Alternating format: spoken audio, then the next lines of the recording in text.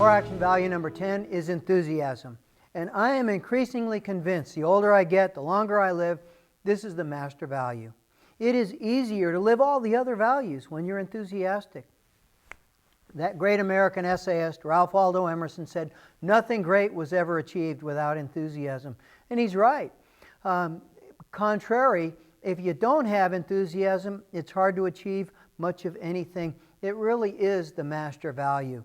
Enthusiasm is the catalyst for great dreams. It is what makes self-fulfilling prophecies and memories of the future happen, is somebody is passionate, somebody's enthusiastic about getting something done. Think about this. Enthusiasm is like an emotional magnet, isn't it? Aren't you attracted to people who are enthusiastic, who are in love with life, who are in love with the work they do, who love other people? And don't you kind of want to stay away from the drudges, the oil pans, the people who just sort of suck the life out of you, people who lack enthusiasm? And this is especially true for your role in leadership. And one way or another, at one time or another, we all have that opportunity to be leaders in our workplace, in our community, in our families, in our role as a parent. And we want to be around enthusiastic leaders. And leaders who lack enthusiasm, by definition, they're not really leaders. They may be managers. Leaders are enthusiastic. And so before we get into the cornerstones, just generally, how do you create a higher level of enthusiasm in your own life? And there are really three key steps. And the first thing you have to do is you have to confront your own toxic emotional negativity, the things that cause you to complain and whine and feel like a victim, feel like a martyr, worry about what other people think, talk about other people. You have to confront the toxic emotional negativity around you. I don't have to be part of this. You walk away from it, you stand up to it. Step two, you have to stoke, you have to encourage your own inner positivity. And a lot of the tools that we've worked with so far and will work with, how do you change your negative self-talk? How do you rewrite that inner dialogue? How do you change what you see when you look in the mirror? Those kinds of things help you to have a more enthusiastic attitude about life. And the third thing is you have to be optimistic about the future. It's hard to be enthusiastic if you think the worst is coming. It's hard to be enthusiastic if you're looking through doom glasses. You have to practice what Martin Seligman, the psychologist, called learned optimism. In his book, by that title, he said the single best predictor of your success in any field is whether you think you're going to be successful. And he says that is a skill that you can learn. And I think more than anything, that means being enthusiastic. Now, let me be very clear about what enthusiasm is and isn't. It does not necessarily mean you got to run around waving pom-poms, jumping up and down, although there's no harm in doing that every now and then. It means some of the most enthusiastic people I know actually are very quiet, very sincere, but they're very passionate about what they do. And that's what enthusiasm means. It means to be passionate about your life, about your work, about your relationships with other people. And more than anything, it is a choice. There's no enthusiasm gene. It is a series of choices you make. And it begins with attitude. And that's the first cornerstone of enthusiasm, is the attitude you choose to have. You may have heard that your attitude defines your altitude. And there's a lot of truth to that. One of the most practical tools, I think, for having a more positive attitude in your life is the Self-Empowerment Pledge. And of those 7 promises, the one that most applies to attitude is Tuesday's promise on accountability. Holding yourself personally accountable for your attitude, for your outcomes.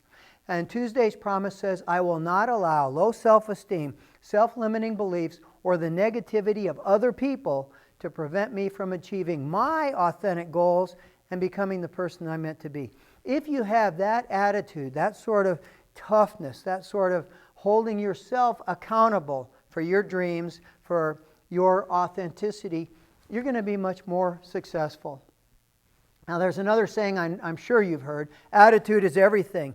That's almost true. Having a great attitude will not necessarily make you a great neurosurgeon if you're not already. And you want to have a neurosurgeon who's got excellent clinical skills as well as a great attitude. But it will be the difference between your happiness in life, and it will be the difference long term between how successful you are in life. If I have a choice between a neurosurgeon who's got a great attitude and a neurosurgeon who's just clinically as good but just going through the motions and is burned out and hates his job now, who do you think I'm going to pick? Who would you pick? Attitude is a choice. It's a daily choice. It is also more contagious than flu bug in a kindergarten class.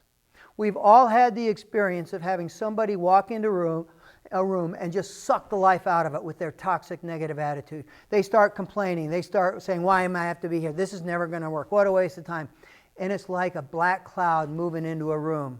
You know, it's like this. It's like one person lighting a cigarette in a room, and it instantly pollutes the air that everybody else breathes. We've also all had the experience of a person coming into a room with a positive attitude, a smile, a can-do commitment to getting the job done, and it just it's a spark plug effect. It lifts everybody. Attitude is contagious. It can be malignant, or it can be extremely beneficial. The I Ching, the ancient book of Chinese wisdom, says, every negative thought must be set aside before it takes root. And that's the foundation of positive attitude. As soon as the negative thinking starts, you got to set it aside. You got to say, I'm not going to allow this. I'm going to move on. And one of the practical tools that we've shared previously, and I'm going to bring it up again because it has absolute appropriateness here when we talk about attitude, is a simple promise you make to yourself, the pickle pledge. I will turn every complaint, my head is killing me, into a blessing. Thank God for modern pharmacology. Or a constructive suggestion. I know the first symptom of dehydration is a headache. I should drink some water. I had to park 6 blocks away and walk all the way into the mall. Thank God you have legs. Thank God there's a mall you can shop in. And if you make that part of yourself, you will find yourself over time constructing a much more positive personal attitude. You will also find yourself becoming more intolerant of the pickle suckers, the negative, toxic people around you. And when a group of people take this to heart, they'll have an impact on an entire workplace. And it's been amazing, astonishing to me to see this pickle pledge take on a life of its own. In organizations all across the country, we're seeing singing pickles, dancing pickles, talking pickles. We're seeing pickle jars set up in workplaces where people fine each other for complaining. It's a fun, lighthearted attitude adjustment, and it doesn't cost anything unless you get fined and have to put money in a pickle jar. But when enough people make that commitment, what they do is they start breaking the habit. And often all toxic negativity, whining, complaining, gossiping, all it is a really bad habit. It's a really toxic habit. It's bad for you, bad for the people around you. And when you can confront that inappropriate, that toxic negative behavior, you change what it feels like to work in a place. And I know what you're thinking. You're thinking I'm such a Pollyanna, which I take to be the highest compliment. You're thinking that would be impossible where I work. But let me ask you to go back to 1984 or 1985, at a time when people smoked everywhere. They smoked in cafeterias, they smoked in hospitals, they smoked on airplanes. Today we simply would not tolerate that. Somebody who lit a cigarette on an airplane would be shown the door. They'd meet the air marshal. And it's the same thing when you consider that toxic emotional negativity is it's the spiritual equivalent of polluting cigarette smoke, just toxifying our attitudes. Why shouldn't we just blow that right out of our souls and our organizations? But that's going to take energy, and that's the second cornerstone. Energy is life. When you have a lot of energy, you're going to have a lot of life. And if you don't have much energy, it's hard to have much life. And more than many of us care to admit, whether or not you have energy is a choice, and I'll prove it. You come home one day, it's the end of a long, hard, exhausting, frustrating day. You walk in the front door. Over there is the exercise bike and a set of headphones and a motivational tape. And over there is the sofa, the fridge, and the TV set.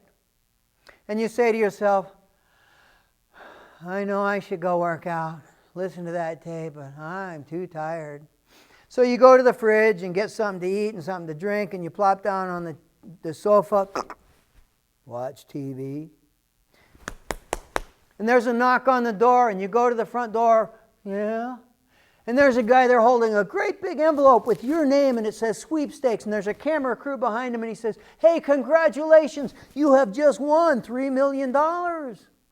Now, if your response is, gee, that's awful nice, but I'm awful tired today. Could you come back and do this tomorrow?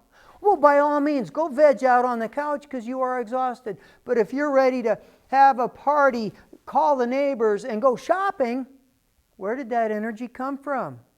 And the truth is, it was always there. You were just waiting for an excuse to tap into it, somebody else to spark that energy for you. And if you can remind yourself you have more energy than your lesser self wants you to believe that you have, you'll get a lot more done. And we could do a whole semester course on how to have more energy. But here are some of the key things. At the very top of the list, get enough sleep. The average citizen is chronically sleep deprived. Turn off the TV, go to bed earlier. When you don't get enough sleep, it's hard to have energy. Exercise. Just take in 30 minutes a day for physical exercise. When you get home at the end of the day, and I know, no matter how tired you are, if you somehow, even before you get out of your work costume, you make yourself sit on the exercise bike for 15 minutes, you're going to have more energy when you get off than when you got on. Energy is a renewable resource at a personal level. The more you can get into that habit, the more energy you're going to have. Diet.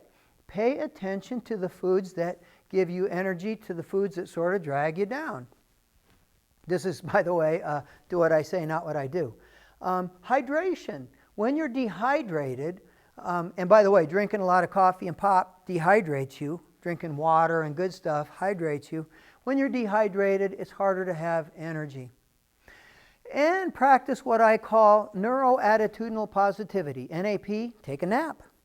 If you have an opportunity during the course of your day to sleep for 20 or 30 minutes, that's a rejuvenating thing. Many of us don't have that chance. But if you can practice little tiny spots of time where you can, standing at the elevator, instead of agonizing over when's the bell going to ring, when's the elevator going to come, take a nice deep breath, just slow down. Slow down on the inside and you can speed up on the outside and you improve your own neuroattitudinal positivity. And finally, every now and then give yourself what I call a lion day. We think of the lion as being the king of beasts, but what do they do most of the day?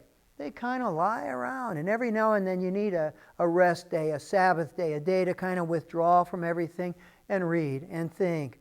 This old lady in Alabama, and she said, sometimes I just sits and thinks, and sometimes I just sits, and you need to have days like that too.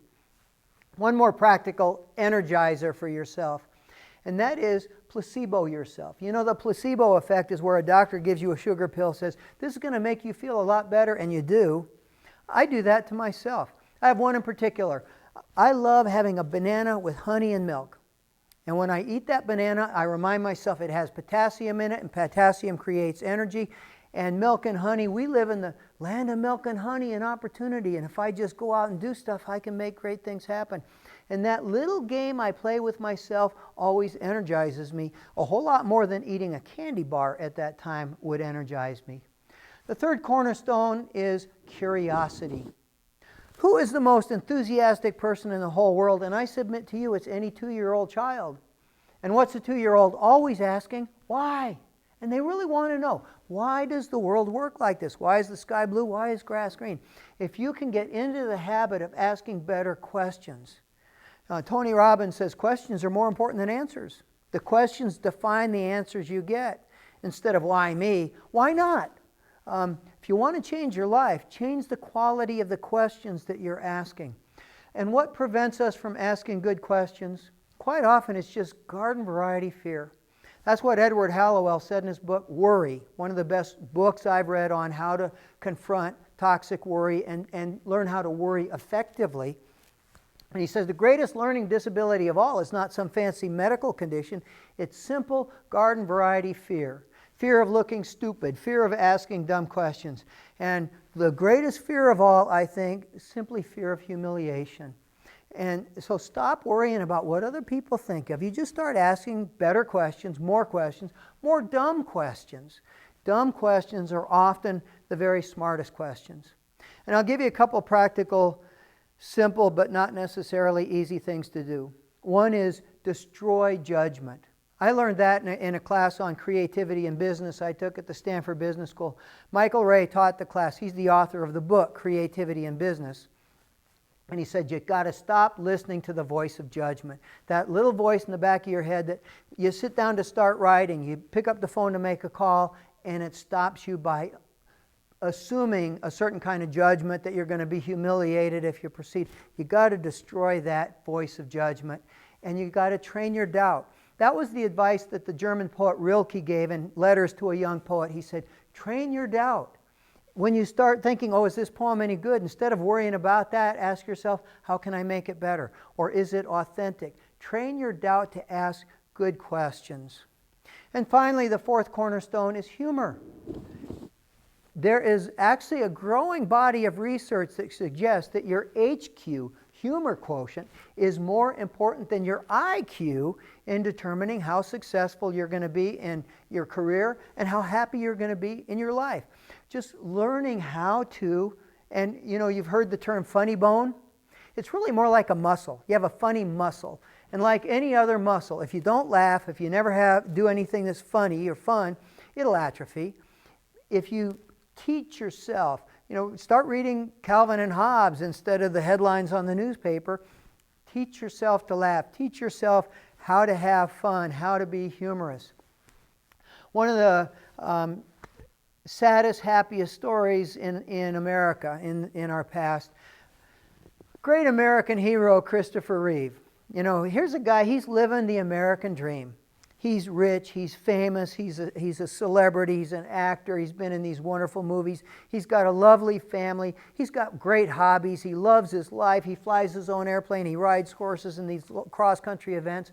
One day he's riding his horse in this event, the horse stops at a jump, he flies over the top of the horse, lands on his head, and he's got a hangman fracture, paralyzed from the neck down. And in his autobiography called Still Me, I may be paralyzed, but I'm still me, he wrote about how he finally, when he started waking up, he's in this halo frame and this cross bed, strapped down, and he's miserable. He now knows he's been paralyzed from the neck down. He knows what the rest of his life will be, and he was so depressed, and who wouldn't be? He said he was so depressed, he was determined to die. He didn't know how he could take his own life, but he was determined.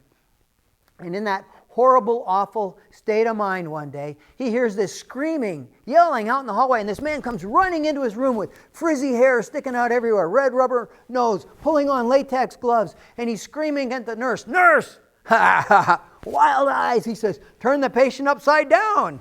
I have to do an emergency rectal exam on him." And Reeve said his eyes got like this. And then he realized who it was. It was his college roommate, his best friend, Robin Williams, playing the role of Dr. Patch Adams, and he laughed. And he said, that was the turning point. I knew if I could still laugh, I still wanted to live. And in his case, who, in the truest sense of the word healing, who were the healers? I mean, certainly the doctors, the nurses, the therapists and all, but it was really the clown who gave that turning point. Learn how to laugh at adversity. Learn how to laugh at yourself. Learn how to laugh for no reason at all.